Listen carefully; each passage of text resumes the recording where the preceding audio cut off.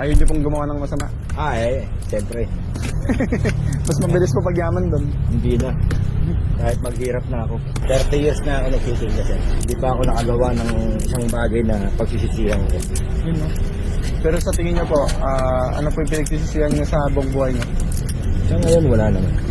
Ano pa po? May payo po ba kayo sa mga bata na ano? Na ganito, Hindi po para umunlad sila sa buhay.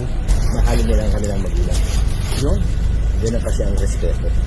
Kung wala kang respeto sa sarili mo, parang wala ka na rin respeto sa magulang mo. Sariwakwakan na!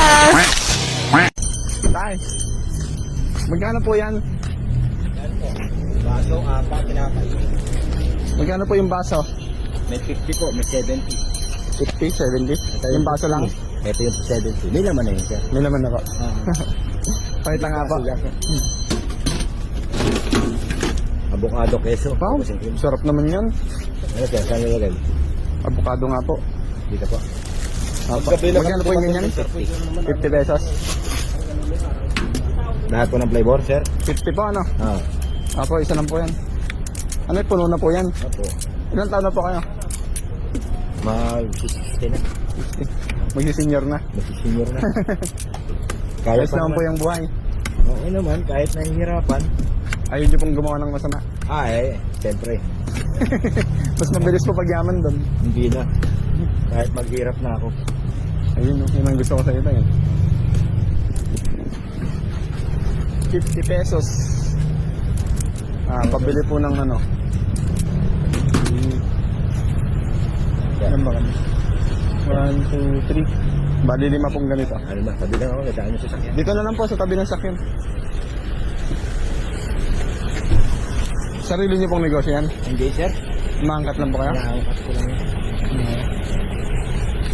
Pwede po yung ano, yung isa i-ganto lang. Avocado lang. Itong dalawa lang po. 30 years na ako nagsisinda, sir. 30 years pa. Dito sa loob ng Subic.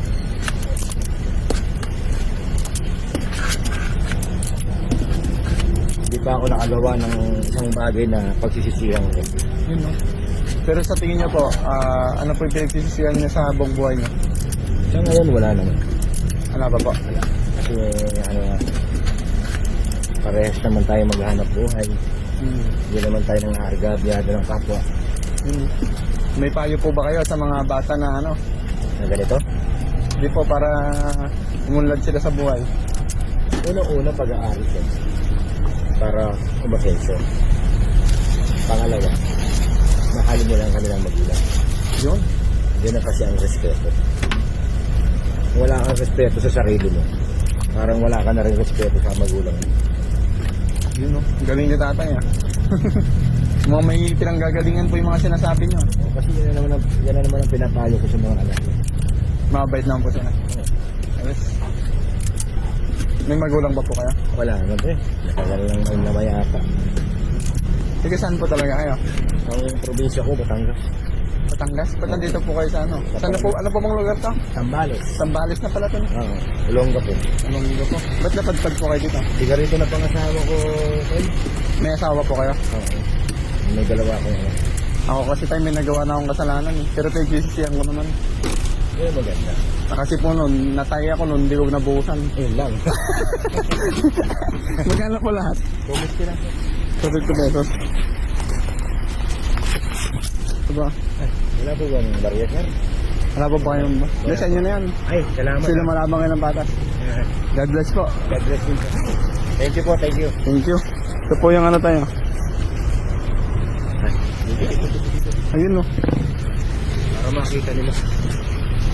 Sige, ano po kami, Muñoz Nueva Ecija pa kami. Ang layo ah. Layo po. Nag-ikot po talaga ako para ano, yung kagaya niyo po makita ko yung mga taong lumalaban. Nagba-vlog po ako. Paano marami ka pang matulungan. Mas marami pa po sana tayong dumating na ano, blessings blessing para. ako. Opo. Kasi yun po talaga yung plano siguro ni Lord sa akin. Oo nga. Na ano, makita yung mga talagang nangangailangan ko. Dito pa. Kupit ng gitna. Yun no. Pag ano, marami ng vlogger dyan. Kaya God bless ha. Thank you. Thank you, thank you. Thank you, thank you. Ingat po palagi. God bless. Thank you ha. Hanggang sa muli.